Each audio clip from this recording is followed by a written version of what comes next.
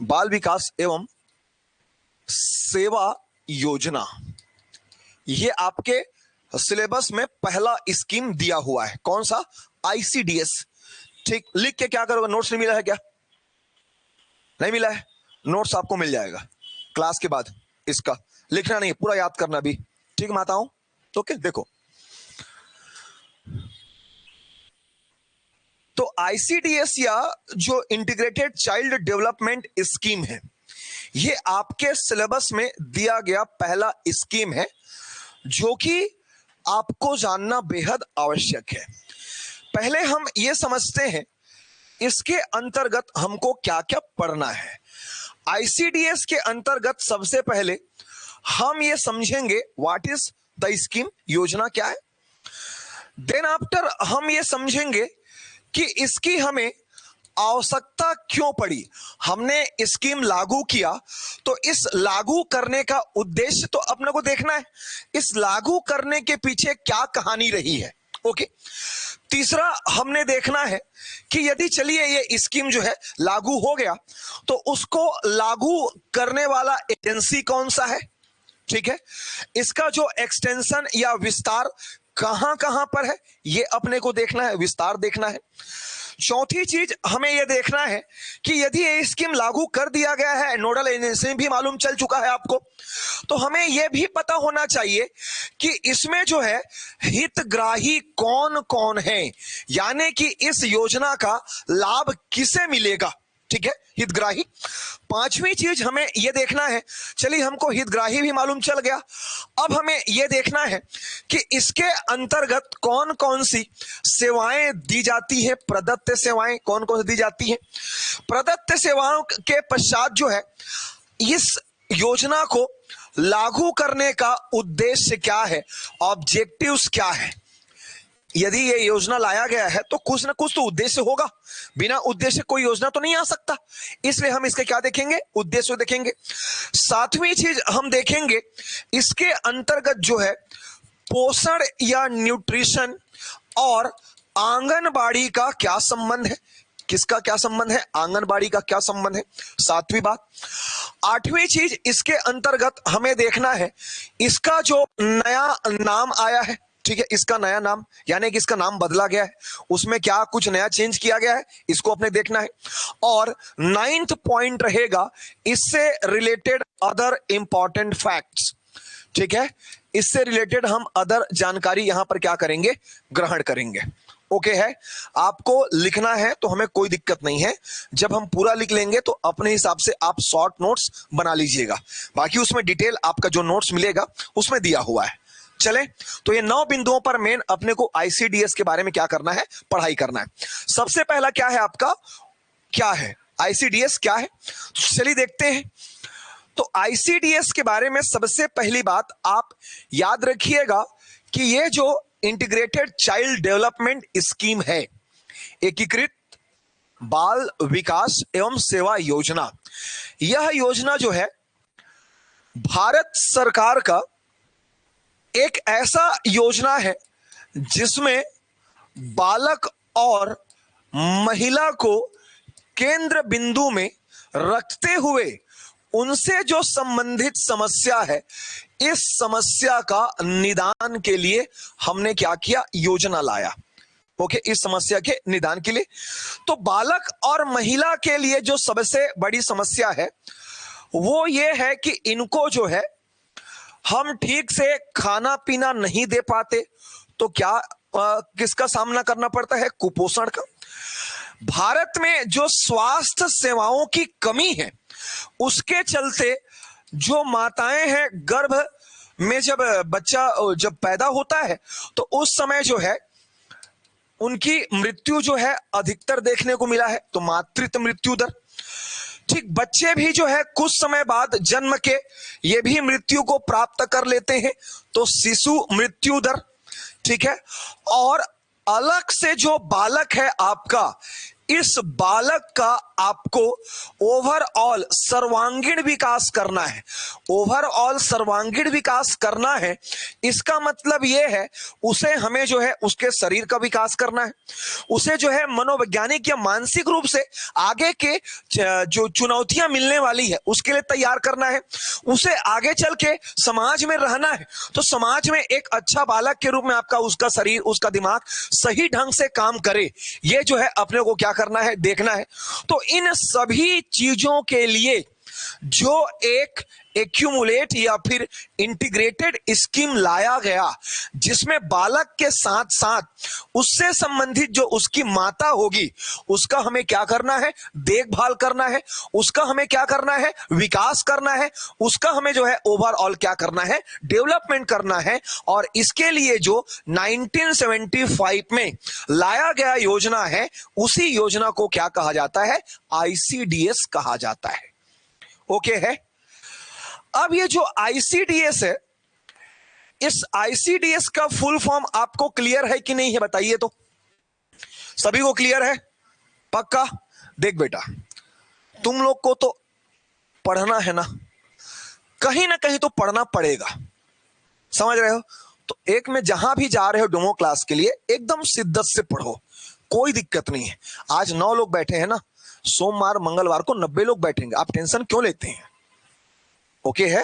अभी लोग जागे नहीं है, आप लोग तो यहीं थे, कई लोग तो घर में हैं जिनको पता चला होगा अरे महिला इसका पर्यवेक्षक का पेपर आ रहा है, तैयारी करना है, तो चीजें जो है आगे आएंगी।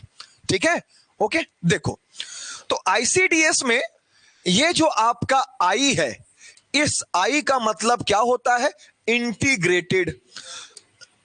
अब इस इंटीग्रेट को हिंदी में कहा जाता है एकीकृत, या इसी को कहा जाता है समेकित, या इसी को कहा जाता है समन्वित। क्या कहते हैं, समन्वित। ओके, तीनों एक ही है तो घबराना नहीं है। यदि एकीकृत की जगह में समेकित दे दिया या समन्वित दे दिया तो आपको परेशान नहीं होना है, वही स्कीम है। अब ये आपको समझ में आ गया कि बालक और माताओं के लिए यह योजना स्टार्ट किया गया है। तो आखिर ऐसी क्या आन पड़ी कि केवल बालक और महिलाओं के लिए इसको शुरू किया गया? तो अब आइए हम समझते हैं कि इसका जो इतिहास या बैकग्राउंड जो है क्या रहा है, यानी कि इसका उद्देश्य स्टार्ट करने का क्या रहा है। उद्देश्य तो आगे पढ़ेंगे, लेकिन इसकी मेन नीड क्या थी, आवश्यकता क्या थी, हमारा देश का बैकग्राउंड क्या था कि हमें 1975 में जो है इसका स्टार्ट करना पड़ा। चले, तो थोड़ा सा आपको आजादी के पास जाना पड़ेगा। भारत कब आजाद हुआ? अच्छा चलो, पता है आपको कम से कम आजाद हुआ करके। इतना टेंशन काहे ले रहे हो तुम लोग? कोई टेंशन है क्या पढ़ाई लिखाई से लेकर? परीक्षा देना है ना, तो फिर इतना सीरियस होने जरूरत नहीं है। कोई PhD के काम, नेट सेट के एग्जाम नहीं दे रहे हो। महिला पर्यवेक्षक है, ओके है, आप महिला है, बस आपको पर्यवेक्षक बनना है, समझ रहे हो ना? तो एक तो क्रॉस कर ली महिला को, अब क्या बनना है, हम तो बन भी नहीं सकते ना, ये दिक्कत है। चलिए आगे बढ़ते हैं।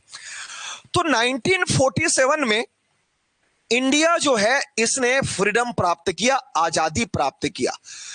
आजादी की पहली संध्या को जो है सभी के चेहरों पर मुस्कान था और खुशियां देखने को मिल रहा था। लेकिन जो हमारे देश के पहले प्रधानमंत्री पंडित जवाहरलाल नेहरू थे, उनके चेहरे के खुशी के पीछे थोड़ा सा चिंता भी अपने को देखने को मिला। चिंता इस बात का था कि जिसने हमारे ऊपर शासन किया, यानी कि ब्रिटिशर्स ने, वो ब्रिटिशर्स जो थे इन्होंने हमें पूरी तरह से खोखला कर दिया था। किसके चलते? शोषण के चलते। हमारा देश खोखला होता चला और उनका जेब भरता चला, और पूरी तरह से शिद्दत के साथ हमारे भारत और भारत के नागरिकों का क्या हुआ? शोषण हुआ। जब अंग्रेज हमारे देश को हमको सौंप के गए तो हमारे पास केवल देश का क्षेत्रफल था, लेकिन इस देश के साथ हमारे पास समस्या बहुत सारी जुड़ी हुई थी। इस समय जो है हमारे देश में यदि समस्या को देखा जाए तो समस्याओं का जो है अंबार लगा हुआ था। एक तरफ जो है पूरी तरह से भारत में जो है जगह जगह पर भूखमरी का साया रखा हुआ था। जगह जगह पर जो है अनेक अनेक क्षेत्र में एक दो वर्ष में अकाल आते रहते थे। ओके, देश में जो है कुपोषण की पर्याप्त मात्रा थी। साथ ही साथ हमारे पास जो है स्वास्थ्य सुविधा का क्या था, अभाव था। साथ ही साथ देश में जो है अधोसंरचना का भी विकास नहीं हुआ था। और उस समय देश की जो सबसे बड़ी समस्या थी वो था आपका फूड क्राइसिस या खाद्यान्न संकट। अब बिना खाने पीने के कैसे आप विकास को उससे जोड़ पाएंगे? आपको यदि शरीर का विकास चाहिए तो आपको खाना चाहिए, पोषण चाहिए। लेकिन हमारे देश में एक तबका ऐसा भी था जिसे पर्याप्त मात्रा में खाना नहीं मिल पा रहा था। पंडित नेहरू जी ने अपने स्तर पर प्रयास किया। इनके जाने के बाद जो है सरकारें आई और सरकारें गई। इसी बीच एक सरकार जो है ऐसे भी हुए, मोरारजी देसाई, जिन्होंने देश के लिए जो है आपका एक समय का खाना भी क्या किया था, त्याग दिया था। यानी कि जो समस्या हमारे पास थी वो सबसे बड़ी खाने पीने की समस्या थी। और खाने पीने की समस्या में आप देखिएगा हमेशा आपके घर में माताएं बाद में खाती हैं, पहले खाना कौन खाता है? पुरुष खाता है। और यदि माताएं कमजोर होंगी तो बच्चा भी अपने आप क्या होगा? कमजोर होगा। तो इस चीज को देखते हुए हमारे देश में जो सबसे बड़ी समस्या थी वो किसका था? खाद्यान्न संकट का था।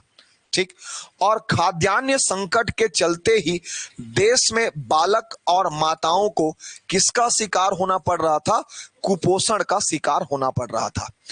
इसीलिए बच्चों और बालिकाओं के लिए या फिर उनसे संबंधित माताओं के लिए पूरे देश में जो है 1974 में एक पॉलिसी लाया गया, एक नीति लाया गया जिसे नेशनल चाइल्ड पॉलिसी या राष्ट्रीय बाल नीति कहा जाता है। सबसे पहला डेट आपको यही याद रखना है कि 1974 में 1974 में क्या आया था?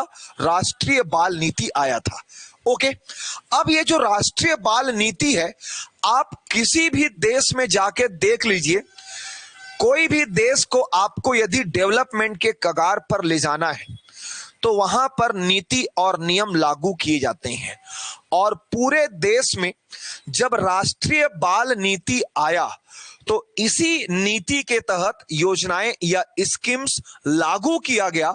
और उसी क्रम में 2 अक्टूबर 1975 को देश में एक नया योजना लाया गया जिसका कुल मिलाकर ओवरऑल डेवलपमेंट करना था माताओं का, बहनों का और देश के बच्चों और बालिकाओं का।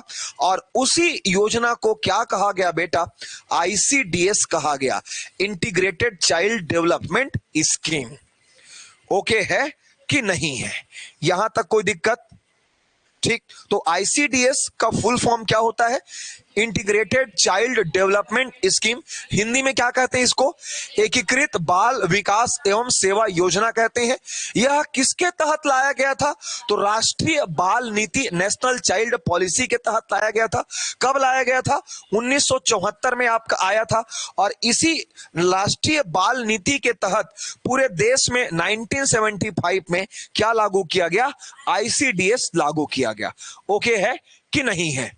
ठीक, यदि इसमें से कुछ नोट करना है तो आप लोग नोट कर लीजिए।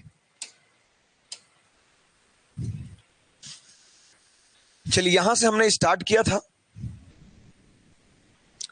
हाँ, नोट्स मिलेगा बेटा। अगर आपको कुछ अलग से नोट करना हो तो आप रफली जो है नोट कर सकते हैं।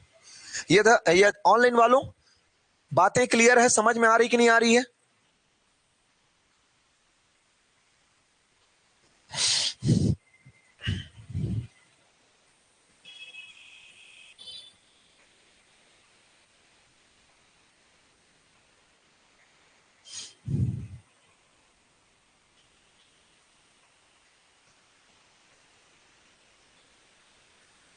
चलिए आगे बढ़े।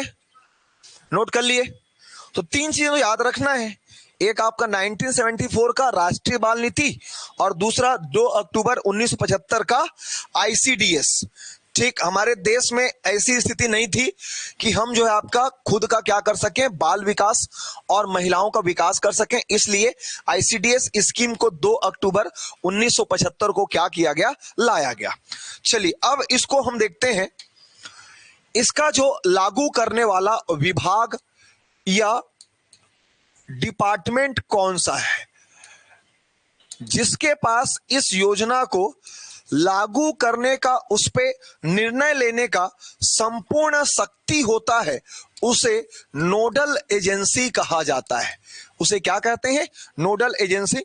तो याद रखिएगा, यह जो आईसीडीएस स्कीम है, integrated child development service scheme जो है, यह केंद्र सरकार द्वारा स्टार्ट किया गया है।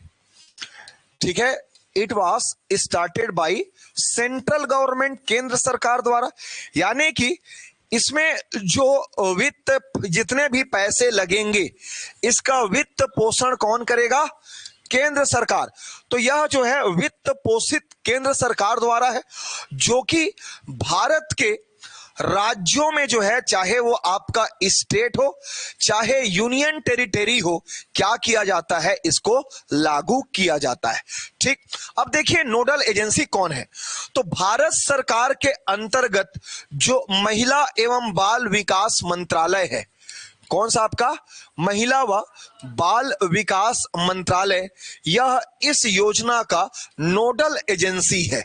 नोडल एजेंसी यानी कि जिसके पास क्रियान्वयन करने की शक्ति हो, जिसके पास इसके संदर्भ में निर्णय लेने की शक्ति हो, जिसके पास इसके संदर्भ में कुछ बढ़ाने या घटाने की शक्ति हो, उसी को क्या कहा जाता है, नोडल एजेंसी कहा जाता है। तो नोडल एजेंसी कौन सा है आपका, महिला एवं बाल विकास मंत्रालय है।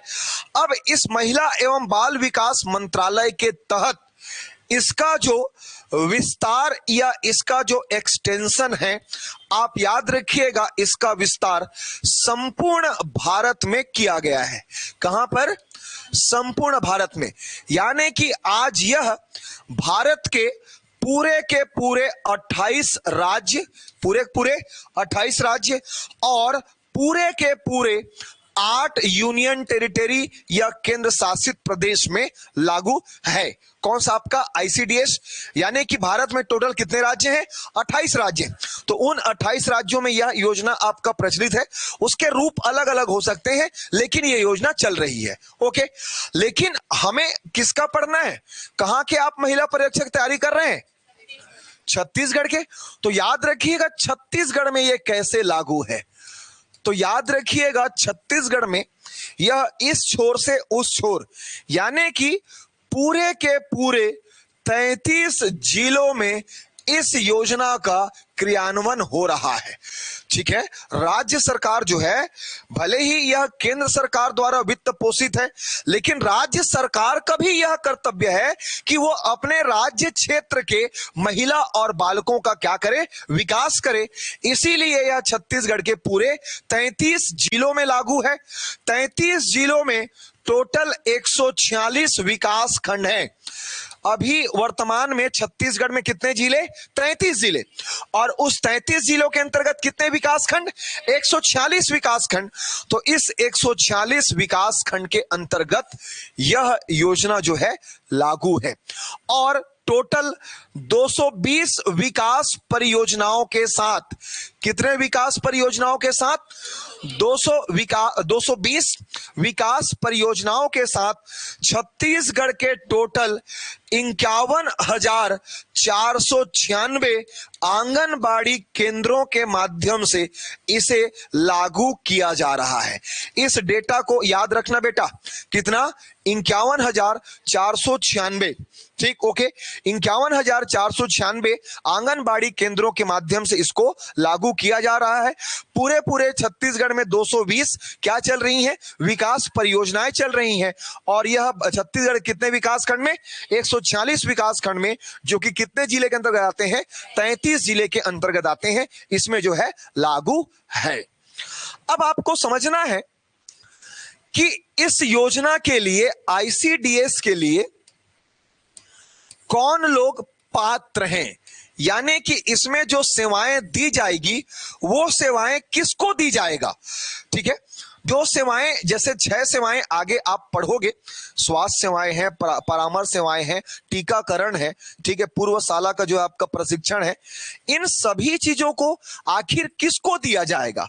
तो याद रखिएगा, यह जो है 0 से 6 वर्ष के बालक को जो है प्रदान किया जाएगा। आप ये भी याद रखना, 0 से 6 वर्ष का बालक लिखा, यानी कि अपने आप इसमें कौन शामिल है, बालिका शामिल है। ठीक है, 0 से 6 वर्ष। इसके पश्चात आप याद रखिएगा, इस बालक में कौन कौन बालक हैं। तो बालक 2 प्रकार के हैं, एक जो है सामान्य बालक, कौन सा बालक, सामान्य, और दूसरा याद रखिएगा कुपोषित या गंभीर बालक जिसे कहा जाता है, ये इसके अंतर्गत शामिल है। यहां तक क्लियर है। उसके पश्चात आप याद रखिएगा, एक वो शामिल है जो आगे बच्चे को जो है बड़ा करेगी, यानी कि गर्भवती माता जो है इसमें शामिल है। ठीक, पहले कौन, 0 से 6 वर्ष के सामान्य और कुपोषित बालक, फिर दूसरा याद रखिएगा गर्भवती माता। ठीक, तीसरा याद रखिएगा शिशुवती माता। अब ये शिशुवती माता क्या होता है बेटा, बताओ तो। ऐसी माता जिसका अपना एक छोटा बच्चा हो, उसे क्या कहते हैं, शिशुवती। जब एक बालक का डिलीवरी होता है तो उसके पश्चात माता भी थोड़ा सा क्या हो जाती है, कमजोर हो जाती है, और उसको जो है पोषण के लिए, एक बालक को दूध पिलाने के लिए माता को भी स्वस्थ होना क्या है, जरूरी है। इसीलिए शिशुवती महिलाओं को क्या किया जाता है, इसके अंतर्गत दिया जाता है। जब स्टार्ट हुआ ना, तो स्टार्टिंग में इन्हीं लोगों को दिया जाता था, लेकिन अब जो है किशोरियों को भी दिया जाता है। किसको दिया जाता है, किशोरियों को भी दिया जाता है। भाई आगे चल के किशोरी ही तो आपका जाके क्या बनेगी, माता बनेगी। तो अब पहले से ही हम तैयार रहें, इसीलिए, यानी कि जैसे गर्भवती माता मान लीजिए पहले से ही कमजोर है, तब की स्थिति में बच्चा भी कमजोर होने का चांस है। इसीलिए आप पहले से क्या करो, किशोरियों को ही इस योजना का हितग्राही बनाओ, ताकि वो जो है गर्भवती के समय जो है क्या रहे, स्वस्थ रहे। ठीक, तो याद रखिएगा, इसमें जो है करंट सिनेरियो में किसको शामिल किया गया है, किशोरियों को शामिल किया गया है। और किशोरियों में भी आप याद रखिएगा, ग्रामीण किशोरी के लिए अलग प्रावधान है और शहरी किशोरियों के लिए क्या है, अलग प्रावधान है। आपने देखा होगा कि जो गांव के किशोरी होते हैं, शहरों की तुलना में थोड़ा सा अपेक्षाकृत शरीर के मामले में थोड़ा सा दुर्बल होते हैं। अब 1-2 लोग होंगे तो मेरे ऊपर चढ़ मत बैठना, ठीक है। तो ऐसा देखने को मिला है, इसलिए ग्रामीण में आप याद रखिएगा माताओं को क्या मिलेगा, ज्यादा छूट मिलेगा, जबकि शहरी माताओं में थोड़ा सा लिमिटेशन आपको देखने को मिलेगा। क्या मिलेगा, लिमिटेशन देखने को मिलेगा। यहां तक बात क्लियर है। अब जो लोग योजना के पात्र रहते हैं, जो योजना, जैसे योजना आपके हितों के लिए लाया गया है, आप यदि उस योजना को ग्रहण कर रहे हैं, उस योजना का लाभ ले रहे हैं, तो उसी को क्या कहा जाता है, हितग्राही या फिर लाभार्थी कहते हैं। तो इस योजना के हितग्राही या लाभार्थी में यदि आपसे पूछा कौन शामिल है, तो इनको आपको क्या करना है, याद रखना है। चलिए एक बार आप लोग देख लीजिए। बेटा मैं बोल रहा हूं ना, आपके पास ज्यादा समय नहीं है। भले ही लोग आपको कह दे रहे हो या फिर आप YouTube के माध्यम से या सोशल मीडिया के माध्यम से आपको सुनने में मिल रहा होगा कि एग्जाम जो है 2-3 महीने बाद होगा करके, ठीक। यदि मैं सही रहा तो महिला पर्यवेक्षक का जो एग्जाम है वो आपका अगस्त माह में, भले ही एंड तक जाएगा, लेकिन अगस्त माह में संपन्न हो जाएगा। आप यही टारगेट रखिए कि आपका जो अपना सिलेबस है वो सिलेबस जो है अगस्त तक क्या हो जाए, खत्म हो जाए। ओके है। अब मैं बोल रहा हूं ना, यदि आप शिद्दत से पढ़ेंगे, जो हम कह रहे हैं आपको वो आप करते चलेंगे, तो हो सकता है कि आपका सिलेबस अच्छे से कवर हो जाए और आपकी तैयारी अच्छे से हो जाए। 2-3 महीना में कोई भी तैयारी नहीं हो पाता है।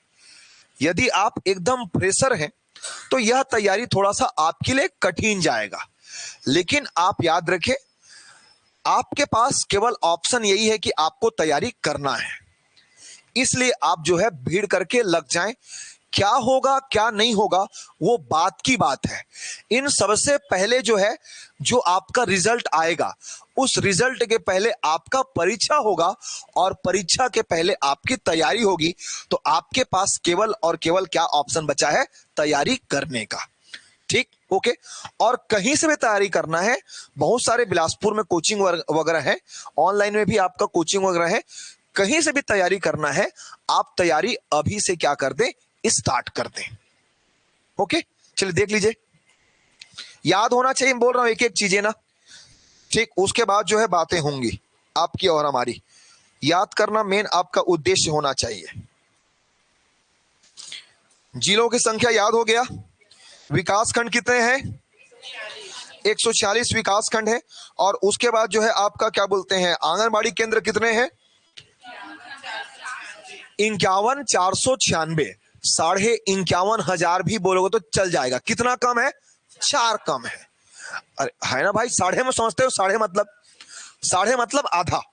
ठीक, ओके। कितने विकास परियोजनाएं चल रही हैं, 220 विकास परियोजनाएं चल रही हैं। और इस 220 विकास परियोजनाओं में जो है आपको क्या करना है, पूरे महिला एवं बाल विकास का सर्वांगीण विकास करना है जी। अच्छा बेटा, जिसको नोट करना है वो नोट करते चले।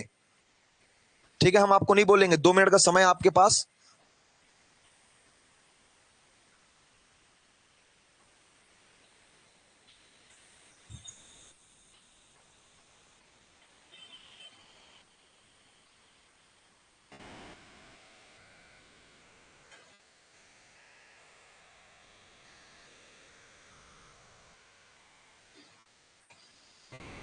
चलिए आगे बढ़े। चलिए, अब जैसे कि आपने इस योजना को लागू कर दिया, तो कोई भी जो योजना रहता है, वह योजना अपने साथ क्या लेके आता है, उद्देश्य को लेकर आता है। अगला जो टॉपिक या हेडिंग है वो है योजना के उद्देश्य या ऑब्जेक्टिव्स। जैसे आपका यहां पर क्लास करने का क्या उद्देश्य है बेटा, बताओ तो। आपने भी तो योजना बनाया है ना तैयारी करने का, तो आपका उद्देश्य तो कुछ ना कुछ होगा, तभी तो यहां पर आए हैं आप। तो उसी प्रकार यदि इस योजना को लाया गया है, तो जिस चीज की आवश्यकता थी उसी चीज को लेकर यह योजना क्या किया गया होगा, लाया गया होगा या बनाया गया होगा। तो सबसे पहले हमारे देश में समस्या क्या थी, कुपोषण का। हमारे देश में क्या समस्या था, स्वास्थ्य सुविधाओं का। हमारे देश में क्या समस्या था, तो शिशु मृत्यु दर ज्यादा था, मातृत्व मृत्यु दर क्या था, ज्यादा था। तो सबसे पहला उद्देश्य आप यही याद रखें कि इस योजना का उद्देश्य कुपोषण दर में क्या लाना है, कमी लाना है। कुपोषण दर में कमी। इस योजना का दूसरा उद्देश्य जो चाइल्ड डेथ रेशियो या मदर डेथ रेशियो है, शिशु या मातृत्व मृत्यु दर, इनके संख्या में जो है आमूलचूल कमी लाना है। क्या लाना है, कमी लाना है। ओके। अब एक माता जो है, एक जो किशोरी है, वो किशोरी आगे चल के जब माता बनेगी, तो उस माता के अंदर हमें एक बालक का देखभाल भी करने की क्या करना है, क्षमता का विकास करना है। देखना ना, कई ठो लोग एकदम चिड़चिड़ी रहते हैं, वो लड़का जैसे कुछ बदमाशी पड़ाक से दे देते हैं। ठीक, तो ये चीज भी देखना है ताकि बच्चा को चाय से ना लगे, है ना बात को। तो इसलिए आप याद रखिएगा कि आपको जो है माताओं के अंदर, माताओं के अंदर बच्चों के देखभाल के क्षमता की क्या करना है, आपको विकास करना है। क्या करना है? विकास करना है। फिर उसके पश्चात किशोरी आगे चल के ही क्या करेगी? माता का रूप ग्रहण करेगी। तो याद रखिएगा, अपने को जो है किशोरियों को भी वह सुविधा प्रदान करना है जो आगे चल के उसके हित में हो। तो किशोरियों को क्या करना? सुविधा प्रदान करना। इसका क्या है? उद्देश्य है। एक उद्देश्य कौन सा? कुपोषण दर में कमी। एक उद्देश्य मातृत्व और शिशु दर में कमी। एक उद्देश्य माताओं के अंदर बच्चों के देखभाल के क्षमता का क्या करना है? विकास करना है। एक उद्देश्य जो है किशोरियों के को क्या करना है? सुविधा प्रदान करना है। उसके पश्चात 0 से लेकर के 6 वर्ष के बालक, 0 से लेकर के 6 वर्ष के बालक का भी आपको क्या करना है? बालक का भी आपको देखभाल करना है। ठीक, उनके विकास को क्या करना है? आपको सुनिश्चित करना है कि बालक का विकास सही ढंग से हो पा रहा है कि नहीं हो पा रहा है। तो ये इस उद्देश्य भी क्या करना किया गया है, उद्देश्य योजना जो है लाया गया है। इसके साथ ही साथ एक योजना का एक उद्देश्य आप और जान लो कि ये जो योजना या जो योजना है, स्कीम है, इसका उद्देश्य समन्वय भी स्थापित करना है। क्या स्थापित करना है? समन्वय। जैसे आपको पता है कि इस योजना का क्रियान्वयन एजेंसी, नोडल एजेंसी कौन है? तो महिला एवं बाल विकास मंत्रालय। अब महिला एवं बाल विकास मंत्रालय छत्तीसगढ़ में केवल 51,496 आंगनबाड़ी केंद्र में ये चल रही है। तो सोचो पूरे इंडिया में कितना होगा। ओके, तो अब महिला एवं बाल विकास मंत्रालय हर आंगनबाड़ी में तो नहीं जा सकता, तो वो जो है कोऑर्डिनेशन स्थापित करेगा कि वहां पर बैठे बैठे ये जो योजना है ग्राउंड लेवल पर, यानी कि जिसको आवश्यकता है उस स्तर पर यह क्या हो सके? पहुंच सके। ये क्या रहा? आपका योजना का उद्देश्य रहा। हितग्राही समझ में आ गए? हितग्राही कौन कौन है? तो 0 से 6 वर्ष का सामान्य और गंभीर कुपोषित बालक भी शामिल है। फिर उसके बाद गर्भवती माता भी शामिल है, शिशुवती माता भी शामिल है, और अब कौन शामिल है? किशोरी शामिल है। कोऑर्डिनेशन, तालमेल स्थापित करना। ठीक है, दो भाई अब अलग अलग लोग हैं, अलग अलग विचार वाले हैं, तो उनके बीच में आपको तालमेल जब स्थापित करोगे तभी योजनाएं जो है फ्रॉम टॉप टू बॉटम, यानी कि ऊपर से लेकर के नीचे तक सही रूप में क्या हो सकेंगी? चलने लगेंगी। ओके है। अब देखिए, हमने ये देख लिया कि हितग्राही कौन है, पात्र कौन है, योजना कब आया ये भी देख लिया, कहां पर चल रहा है ये भी देख लिया। अब हमें यह देखना है कि इस योजना के अंतर्गत कौन कौन सी सेवाएं दी जाती है। तो इस योजना के अंतर्गत जो है प्रदत्त 6 सेवाएं हैं। कितनी सेवाएं हैं? 6 सेवाएं हैं। सबसे पहली चीज हमें यह समझना है कि इस योजना का उद्देश्य लाने का क्या था? क्या था? खाना पीना वगैरह व्यवस्था करना। ठीक, ओके। तो याद रखिएगा, सबसे पहला पूरक पोषण। मैं जो टर्म बताते जा रहा हूं उसको समझते जाइए। सबसे पहला कौन सा? पूरक पोषण। पूरक पोषण के बाद दूसरा आप याद रखिएगा पोषण। मैं डिफाइन करूंगा क्या है। सबसे पहला कौन सा? पूरक पोषण। उसके बाद दूसरा कौन सा? पोषण। तीसरा आप याद रखिएगा शिक्षा। तीसरा कौन सा? शिक्षा। पहला है पूरक पोषण, दूसरा है पोषण, तीसरा है शिक्षा।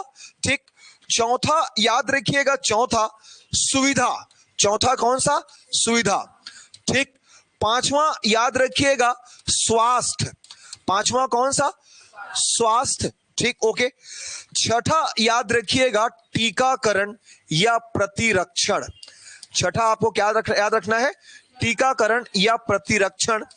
इसी सुविधा में याद रखिएगा, इसको जो है अपन क्या कह सकते हैं? परामर्श की सुविधा कह सकते हैं। क्या कह सकते हैं, परामर्श की सुविधा कह सकते हैं। ओके है।